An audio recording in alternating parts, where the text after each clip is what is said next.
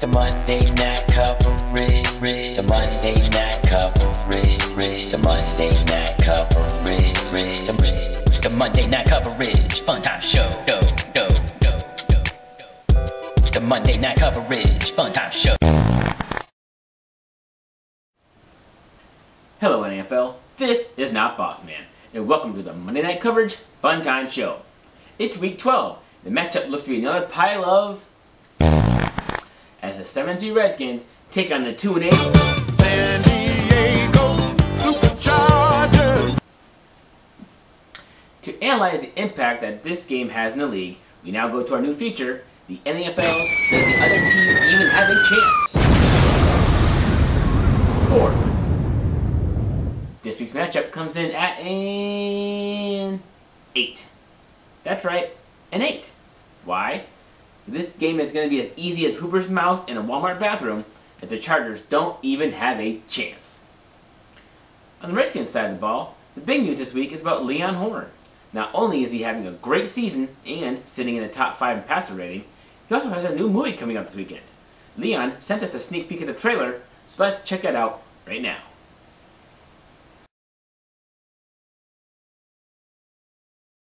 From the people who brought you the story of one man willing to do anything he had to do to sign the athlete that he wanted for his team. Now comes the thrilling adventure and sequel to the Leon Horn story.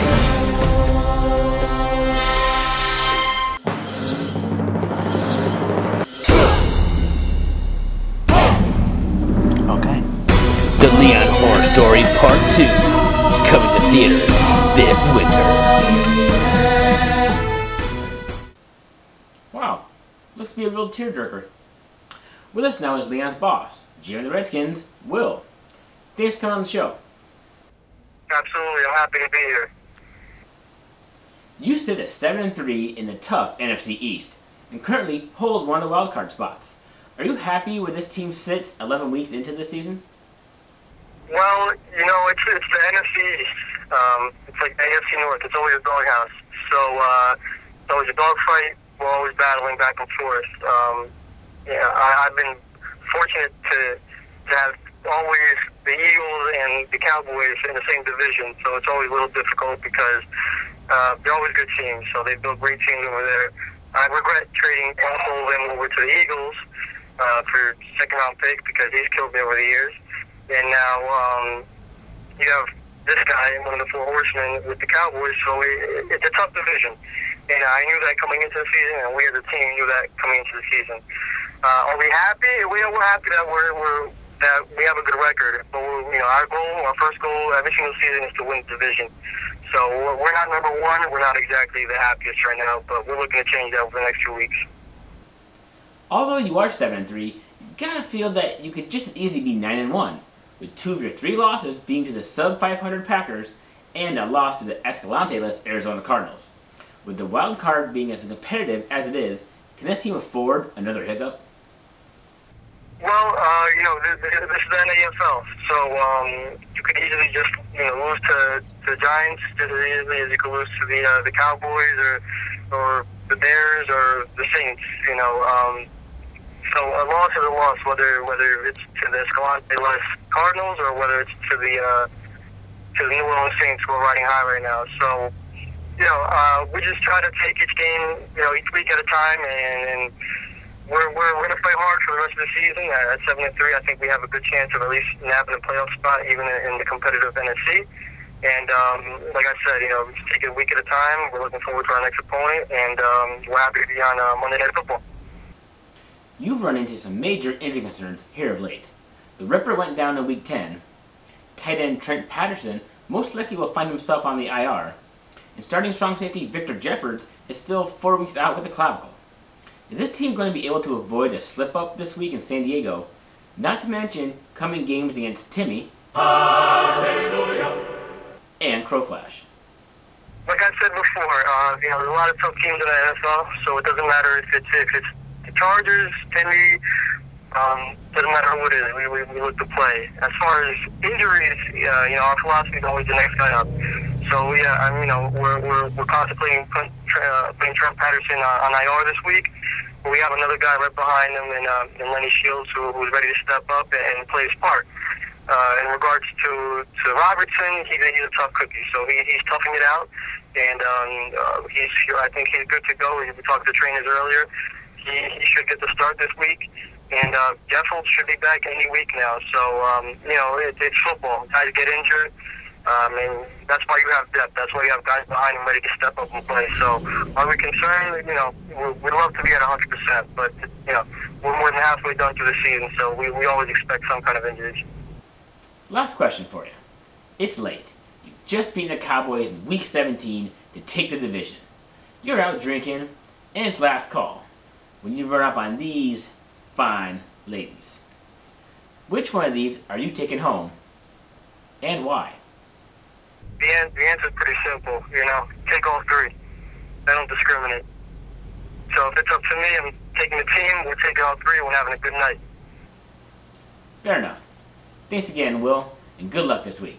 Thanks a lot, boss man, and thanks for doing the show. I have a great time watching it, great time reading everything you guys put together. It's an amazing part of the NAFL. We now go to Not Buff, who is in San Diego for a look into J6 Charger team. Not Buff? Thanks, Not Boss Man. Hey Jay, welcome to the Funtime Show. Hey, Not Buff. Hey, it's a great league. Glad to be a part of it. This team is in the midst of a rebuild, sitting near the bottom of their conference. But being this close to the coveted 1.1 pick, what is the mindset of your Chargers? In terms of this team is in the midst of a rebuild. That's saying it a little gently there. We have 30 new players this year, and I'm really not thinking about next year. Well, okay, yeah, that's all I've been thinking about for the last few weeks. But I can assure you I'm trying to win every week. Our defense has been top 10, and our pass defense is somehow, with no cohesion whatsoever, has been top 5. We don't have any good corners or a great pass rush, so I think this is going to be a really good sign for the future. A few more vital pieces, a better cornerback and a better pass rush, and we're going to have a real formidable defense for the next 5 years or so.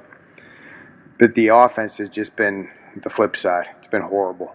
Offense has been bottom 10, and the QB Collins is just one of the biggest wasted draft picks.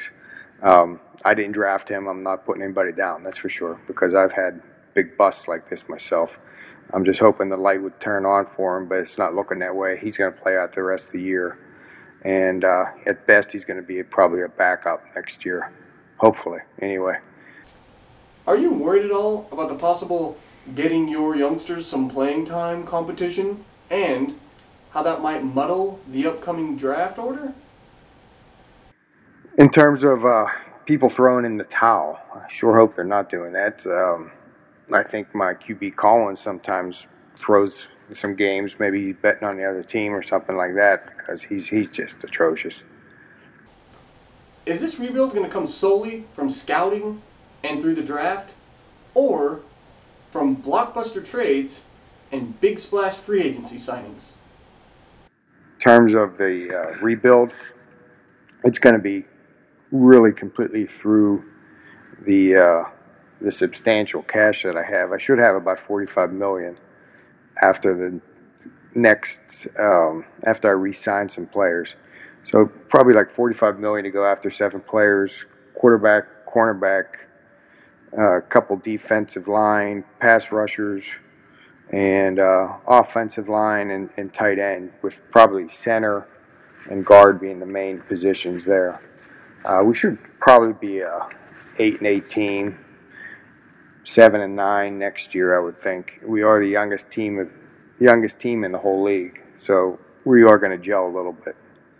Last question. This from our Twitter account at MNCFS at Mel Loves Males writes, "What's the most embarrassing thing you do in the shower? Hashtag please be touch yourself." Yeah, I don't even shake after I pee in the shower, which I do quite frequently. But other than that, not too much excitement going on there. Thanks again, Jay, for coming on the show. Thanks, and keep up the great league. Not Boss Man? Thanks, Not Buff. This brings us to our favorite part of the show, Not Boss Man's Monday Night Movie Picks. This week's movie is Burn After Reading. Why?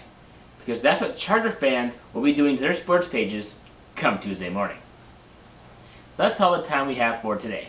For Not Buff, this is Not Boss Man saying, I wanna kiss you all over and over again. I wanna kiss you all over